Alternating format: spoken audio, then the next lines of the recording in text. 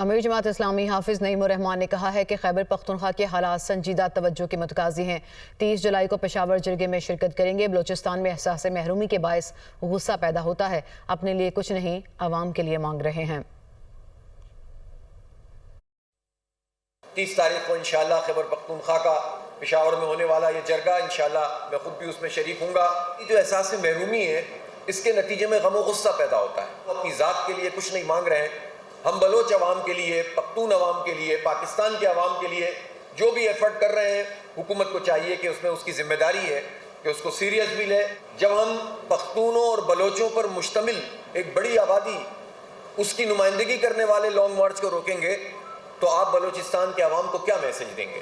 اس لیے میں پنجاب حکومت سے بھی واضح طور پر کہنا چاہتا ہوں اور وفاقی حکومت سے بھی کہ اس مارچ کا راستہ نہیں روکیں، پرامن رہنے کی انشاءاللہ ذمہ داری ہماری ہے، یہ جماعت اسلامی ہے۔